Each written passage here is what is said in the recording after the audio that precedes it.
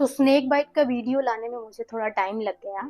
उसके लिए I am really sorry to my viewers. आगे से ऐसी गलती नहीं होगी। मैं बहुत टाइम पे रहूंगी आप लोगों के लिए हमेशा अपने नेक्स्ट वीडियो को लेकर। तो आज हम बात करने वाले हैं सांपों के बारे में।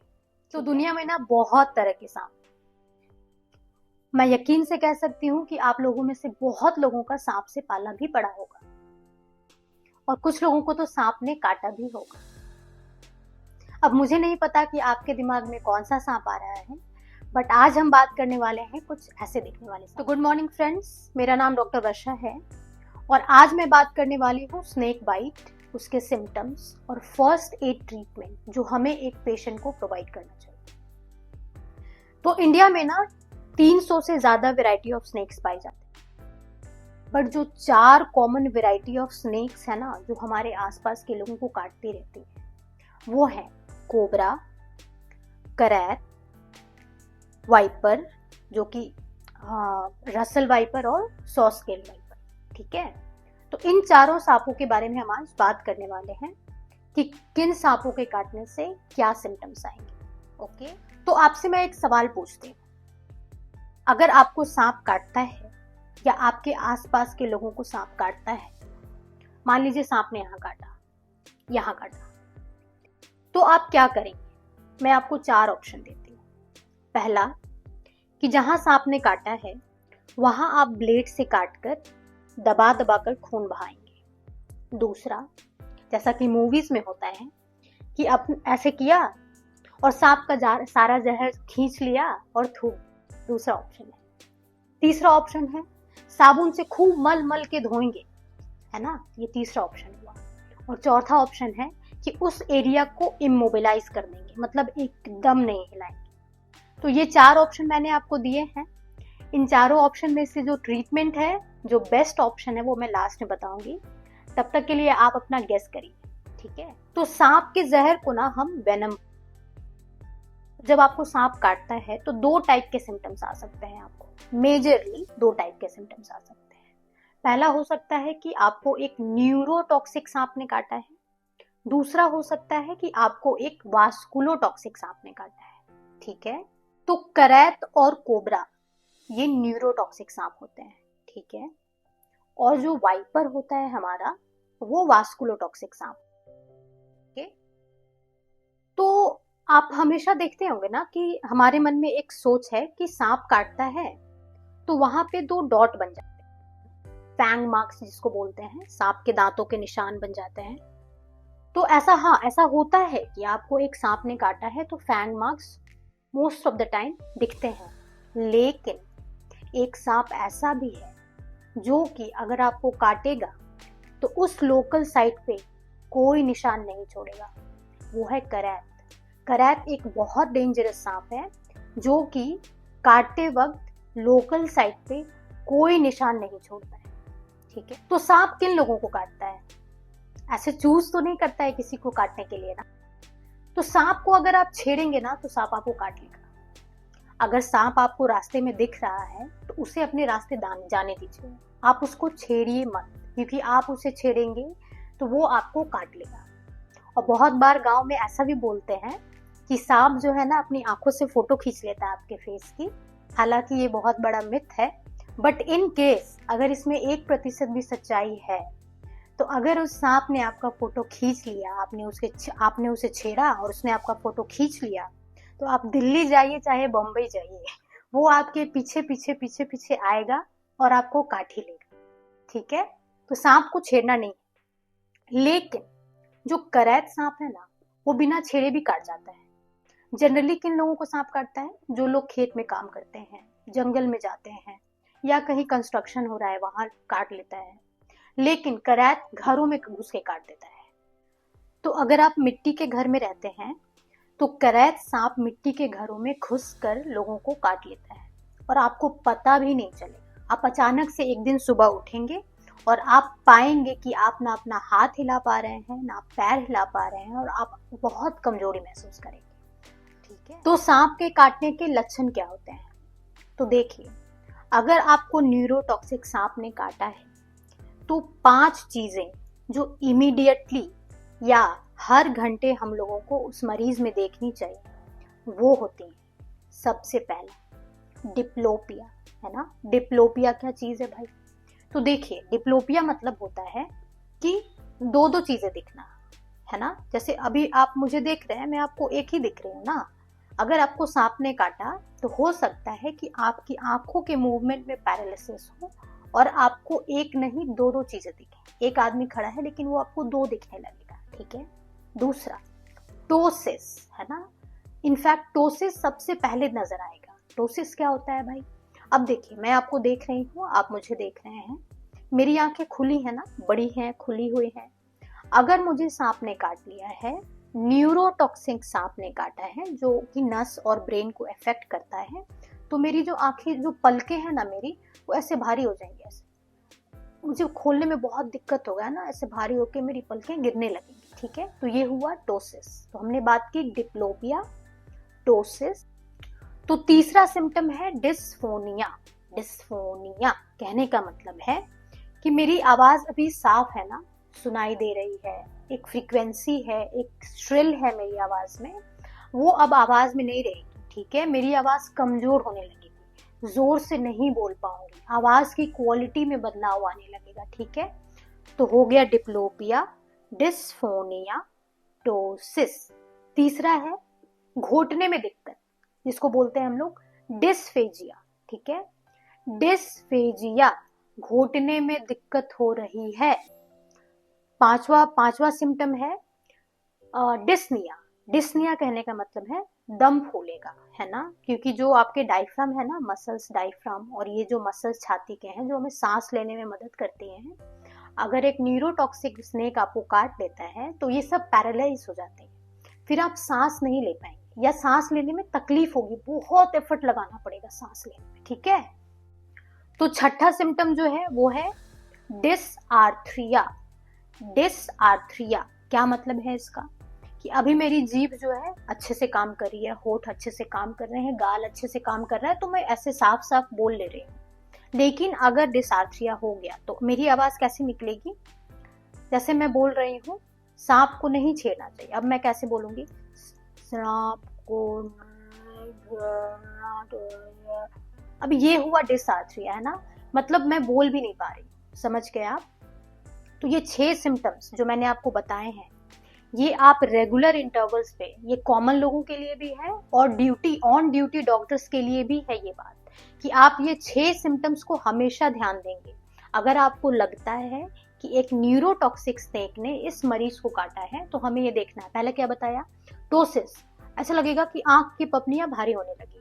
दूसरा डिप्लोपिया, एक की जगह दो दो दिखेंगे, दो की जगह चार चार दिखेंगे, ठीक है। तीसरा घोटने में दिक्कत होगी। चौथा सांस लेने में दिक्कत होगी। पांचवा डिसआर्थ्रिया, बोलने में आवाज लड़खड़ाएगी। छठा डिस्फोनिया, आवाज की जो क्वालिटी है वो कम आएगी, ठीक है। ये हो गए मेरे सिम्टम्स न्यूरोटॉक्सिक स्नेक बाइट के, ठीक है। तो वास्कुलोटॉक्सिक स्नेक बाइट के लक्षण क्या होंगे, जो कि वाइपर करता है? सॉ स्केल्ड वाइपर और रसल वाइपर, ठीक है। तो देखिए, ऐसा है ना कि जैसे मान लीजिए मुझे यहाँ कट लग गया, मेरा कुछ देर खून बहता है, उसके बाद खुद खून बहना रुक जाता है ना। लेकिन अगर आपको वाइपर ने काट लिया है और उसका जहर आपके शरीर में फैल गया है, तो ये खून जमने की प्रक्रिया, जो एंजाइम्स हमारे ब्लड में दौड़ रही हैं, फैक्टर्स जो दौड़ रही हैं, वो खराब हो जाती हैं, है ना। तो हमारा जगह जगह से ना खून बहना शुरू हो जाएगा, जैसे कि मेरे नाक से खून बहने लगेगा, मेरे गम में से खून बहने लगेगा, है ना, मसूड़ों में से खून बहने लगेगा। जहां सांप ने काटा है वहां से कंटिन्यूअसली खून बहता रहेगा। हो सकता है कि किडनी में भी असर करे और आपके पेशाब में खून आना शुरू हो जाए, है ना। तो ये वास्कुलोटॉक्सिक स्नेक बाइट के सिम्टम्स होते हैं। एक और वेराइटी ऑफ स्नेक है ना, जिनको हम बोलते हैं मायोटॉक्सिक स्नेक, ठीक है। ये मायोटॉक्सिक स्नेक क्या होता है? तो ये जो सांप है ना, ये पानी में रहता है, जो तालाब होती है ना, छोटी छोटी तालाबें, कुआं, ये सब में ये सांप रहता है। और अगर ये आपको काटता है तो आपके सिम्टम्स जो होंगे ना, वो मांसपेशियों में दर्द, है ना, मांसपेशियों में दर्द होगा। मांसपेशियां हो सकता है कुछ टाइम बाद सड़ने लगेंगी, जिनको हम बोलते हैं मसल नेक्रोसिस। जहाँ पे सांप ने काटा है ना वहाँ बुल्ला बनने लगेगा। बुल्ला एंड ब्लिस्टर्स कहने का मतलब है फ्लूइड फिल्ड कैविटी। जैसे जल जाने के बाद जैसे पानी भर के एक बड़ा सा बुल्ला बन जाता है, वैसा हो सकता है। ठीक है, उस लोकल साइट पे लाल हो जाएगा, स्वेलिंग हो जाएगा। तो स्नेक बाइट की ट्रीटमेंट शुरुआत कैसे होगी, शुरू कहाँ से करें? तो देखिए, सबसे पहली चीज जो सबसे ज्यादा इंपॉर्टेंट है ना, कि क्या नहीं करना है, ये ज्यादा इंपॉर्टेंट है कि क्या करना है ना। सबसे पहला चीज, सांप को नहीं छेड़ना है। मैं हमेशा बोलती हूँ सांप को मत छेड़िए, ये पहला इलाज हो गया, प्राइमोडियल प्रिवेंशन ही हो गया कि ये सांप को छेड़ना ही नहीं है, पहला। दूसरा, जो मैंने आपसे 4 सवाल पूछे थे ना, सांप ने आपको अगर काटा है तो कभी भी उस एरिया में कट मत लगाइए। आपके कट लगाने से जहर तेजी से बढ़ता है, ठीक है, तेजी से फैलता है। कभी भी उस एरिया में ब्लेड से कट लगाकर होशियारी मत दिखाइएगा। तीसरा, उस एरिया को ऐसे एकदम सब ऐसे बार बार मूव नहीं करना है, हिलाना नहीं है। इससे क्या होगा, खून का बहाव बढ़ेगा। खून का बहाव बढ़ेगा तो जहर तेजी से शरीर में फैलेगा, ये भी नहीं करना है। तीसरा, ऐसे बहुत समझदारी दिखा के ऐसे नहीं सोचना है कि ऐसे पूरा खींच लिए जहर मुंह से थूक दिए, ये भी नहीं करना है। ये भी बहुत गलत बात है जो गांव में बहुत लोग करते हैं। कुछ गांव में क्या करते हैं, उस जहां पे सांप ने काटा है ना उस फैंग मार्क्स पे गोबर लगा देते हैं। पता नहीं क्या क्या लगा रहे हैं, भगवान जाने। गोबर लगा रहे हैं, कुछ पीस के लगा दे रहे हैं, ये सब नहीं करना है। ये सब से और इन लोकल साइट पे इन्फेक्शन होने के चांसेस बढ़ जाते हैं। ठीक है, एक कॉमन चीज मैं देखती थी जब मैं इमरजेंसी में काम करती थी, अभी भी काम करती हूँ मैं, तो कि यहाँ पे सांप काटा है तो यहाँ पे एक टाइट सा रस्सी बांध देते हैं रुमाल बांध देते हैं, रस्सी बांध देते हैं ऐसे कि यहाँ से जहर जो है यही रहेगा, इसके ऊपर नहीं जाएगा। बाप रे, ये क्राइम है। अगर आप ये अभी भी करते हैं, अगर आपको लग रहा है कि आप सही करते हैं यहाँ पे बांध के, तो आप बहुत गलत करते हैं। ठीक है, अब आप ये गलत क्यों करते हैं मैं आपको समझाऊं। तो देखिए, जैसे कि एक सांप ने मुझे यहाँ काट लिया, ठीक है, निशान बने हुए हैं। आपने अपनी समझदारी दिखाई और एक टाइट सा रस्सी आपने यहाँ पे बांध दिया, ठीक है। तो इससे घाटा क्या होगा? सबसे पहला घाटा ये होगा कि जब ये बंधा हुआ रस्सी आप लेकर एक डॉक्टर के पास जाएंगे तो वो डॉक्टर साहब को आपके मरीज को असेसमेंट करने में दिक्कत होगा। क्यों? जब मैंने यहाँ रस्सी बांधा तो मेरे इस हाथ में खून का बहाव रुक जाएगा, ठीक है। ये हाथ में सूजन हो जाएगा, नीला पड़ सकता है ये हाथ, खून के बहाव रुकने की वजह से हो, और या फिर जहर की वजह से हो सकता है। लेकिन जब आप ये बांध देते हैं तो अब मुझे दिक्कत क्या हो रही है, मुझे ये पता ही नहीं चलेगा कि ये हाथ जो नीला पड़ा हुआ है ये खून के बहाव रुकने से हुआ है या सच में एक जहरीला सांप है जिसने काट कर ऐसा किया है। क्योंकि 100 में से 90 सांप जो काटता है ना वो जहरीला नहीं होता है, 10 ही सांप जो है जहरीला है ना। तो मान लीजिए एक बिना जहर डालने वाले सांप ने आपको काटा है और आप एकदम बांध के लाए हैं। मैं भी कंफ्यूज हो रही हूँ कि पता नहीं सच में काटा है कि इन लोगों ने बांध के इसका हाथ ऐसे काला काला सुझा दिया है, कुछ पता नहीं चलेगा मुझे, है ना। तो ये काम नहीं करना है। दूसरा प्रॉब्लम क्या होगा इसको बांधने से, आपने यहाँ बांधा, यहाँ का जो ब्लड है उसमें प्रेशर बना हुआ है। अगर आपके किसी साथी संबंधी ने ये खोल दिया अचानक से, या आप किसी डॉक्टर के पास गए, अगर वो डॉक्टर साहब को नॉलेज नहीं है, उन्होंने ये रस्सी क्या किया, अचानक से खोल दिया, अब क्या होगा, जितना जहर प्रेशर में यहाँ था ना, पूरे प्रेशर से अचानक से पूरा जहर आपके शरीर में फैल जाएगा अचानक से। और जब ये अचानक से फैलेगा ना तो बहुत कैटास्ट्रॉफिक रिजल्ट होगा, बहुत सारा हानि हो सकता है अगर वहां जहर था तो। ठीक है, तो ये बांधने वाला सिस्टम बंद करिए, आज भी चल रहा है गाँव में और बहुत सारे समझदार लोग भी ऐसा करते हैं। तो ये एकदम बंद करना है और मरीज के हित में सब काम करना है ना। चलिए, तो क्या नहीं करना है वो तो मैंने आपको बता दिया, अब मैं बताऊंगी कि क्या करना है। ठीक है, सबसे पहले जब आपको सांप ने काटा या आपके सगे संबंधी को सांप ने काटा तो आप उनको आश्वासन दीजिए कि घबराओ नहीं, पैनिक मत करो, ठीक है ना। पैनिक करने से आपके शरीर में ऐसी प्रक्रियाएं होती हैं जिससे कि आपका खून का बहाव बढ़ेगा। खून का बहाव बढ़ेगा तो जहर तेजी से फैलेगा, ठीक है। तो सबसे पहले पैनिक नहीं करना है, और पैनिक इसलिए भी नहीं करना है क्योंकि अगर 100 आदमी को सांप काटता है ना, तो 100 में से 90 आदमी को एक बिना जहर डालने वाला सांप काटता है, मतलब नॉन वेनेमस स्नेक काटता है। सिर्फ 10 ही आदमी होंगे ऐसे अनफॉर्चुनेट पेशेंट्स जिनको कि एक वेनेमस सांप काट लेता हो, ठीक है। अब वो 10 पेशेंट में भी जिनको वेनेमस सांप ने काटा है, उसमें से 9 लोगों को वो सांप काटता तो है लेकिन वो जहर नहीं डालता है, जिसको बोलते हैं ड्राई बाइट। ड्राई बाइट मतलब काटा तो जहरीले सांप ने लेकिन जहर नहीं डाला उसने। सिर्फ एक ही ऐसा इंसान है, मैं आपको सब डेटा बता रही हूँ, एक्चुअल डेटा। एक ही ऐसा इंसान होगा जिसको एक वेनेमस स्नेक ने काटा और अपना जहर भी डाल दिया, ठीक है। तो सबसे पहले पैनिक नहीं करना है, क्योंकि बहुत बार क्या होता है ना, आप पैनिक करके कुछ ऐसे लक्षण दिखाते हैं जिससे डॉक्टर भी कंफ्यूज है, आपके आसपास वाले भी कंफ्यूज। जैसे आप पैनिक करेंगे तो क्या होगा, तेज तेज सांस लेने लगेंगे। अब क्या होगा, सांप काटता है तो भी तेज तेज सांप लेते हैं, सांस लेने में दिक्कत होती है, धड़कन तेज हो जाएगी, है ना। आप बेहोश होने लगेंगे, इतना पैनिक किया कि बेहोश हो गए। अब ये सिम्टम मिक्स हो जाएगा, है ना, तो डॉक्टर्स को भी दिक्कत होगी और आपकी परेशानी भी बढ़ेगी। तो पैनिक एकदम नहीं करना है, एकदम नॉर्मल रहना है। ये सोचना है कि काटा है, जहरीला सांप नहीं होगा, इतना मुझे पैनिक नहीं करना है। दूसरा काम क्या करना है, दूसरा काम करना है, एक लकड़ी लीजिए, लंबी सी लकड़ी लीजिए। जैसे यहाँ सांप ने काटा है तो मैं एक लंबी सी लकड़ी ना ये पूरे यहाँ तक बांध दूंगी, एक रस्सी से या बैंडेज से बांध दूंगी, ताकि ये हाथ ना एकदम ऐसे ही रहे। ये जरा सा भी ऐसे ऐसे नहीं हिलना चाहिए, है ना, क्योंकि ये हिलेगा खून का बहाव बढ़ेगा। तो जितना हो सके जहां पे सांप ने काटा है, एक हार्ड लकड़ी या बोर्ड बांधकर उसको एकदम अस्थिर बना दीजिए, इमोबाइल कर दीजिए, ताकि वो हिले ही नहीं। दूसरा काम हमको ये करना है।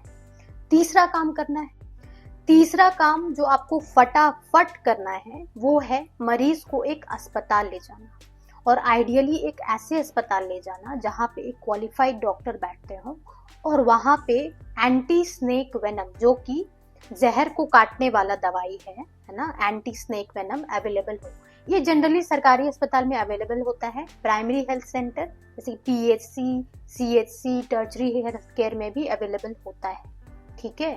तो सबसे पहले आपको वहां ले जाना है। और काफी बार ऐसा होगा कि जैसे हमारे पास आते हैं ना मरीज सांप काटे हुए इमरजेंसी में, तो अटेंडेंट को लगता है कि हम लाए हैं तो हमको तो एंटी स्नेक वेनम दे ही दीजिए, जहर काटने वाला दवाई चढ़ा ही दीजिए। देखिए ऐसा नहीं होता है। एंटी स्नेक वेनम ना बहुत महंगी है और बहुत लिमिटेड है हमारे गवर्नमेंट के पास, ठीक है। इतना नहीं है सांप दुनिया में कि सबको पकड़ पकड़ के सबका जहर ले लेके जहर को जहर काटने वाला दवाई बनाते रहे। हमारे पास बहुत लिमिटेड स्टोर है इसका, इसीलिए हम ऐसे हड़बड़ी में आपके बोलने से आपके मरीज को नहीं देते हैं। हाँ, कुछ अटेंडेंट आप हमारे ऊपर भड़क भी जाते हैं, हमें ही बोलते हैं कि हमारे मरीज को कुछ हो गया तो ये कर देंगे वो कर देंगे, लेकिन ऐसा नहीं है। हम जानबूझ के ऐसा नहीं है कि आपके मरीज को एंटी स्नेक वेनम नहीं देते हैं। अब जैसे ही आप हमेशा ध्यान दीजिएगा, अब जब भी एक क्वालिफाइड डॉक्टर के पास जाते हैं ना, तो हमेशा पेशेंट को देखते हैं, जो मैंने सिम्टम बताए हैं न्यूरोटॉक्सिक के वो चेक करते हैं। वास्कुलोटॉक्सिक स्नेक बाइट के लिए वो एक टेस्ट लिखते हैं जिसका नाम whole blood clotting test time. इसमें क्या करते हैं डॉक्टर साहब, खून निकालते हैं एक सिरिंज में, 10 ml या 20 ml के सिरिंज में खून निकाल लिया, उसको बिना हिलाए रखवा देते हैं कहीं पे 10-15 मिनट के लिए। अगर वो खून जम गया तो ये अच्छी बात है, मतलब आपके मरीज में वास्कुलोटॉक्सिक स्नेक ने तो नहीं काटा है ना, ये करते हैं हम लोग। लेकिन एक बार टेस्ट आ गया, जम गया खून, तो ये कंफर्मेटरी नहीं है, हमको 6 घंटे के बाद और देखना होता है। या फिर एनी टाइम सिम्टम आने लगे, जैसे नाक में से खून बहा, मसूड़ों में से खून बहा, तो हम इमीडिएटली एंटी स्नेक वेनम उस मरीज को देते हैं। मान लीजिए ऐसा कोई सिम्टम नहीं, लेकिन मरीज को लग रहा है कि वो सांप काटा है, उसने सांप को देखा है, तो आपको 24 घंटा उस अस्पताल में जरूर रहना चाहिए।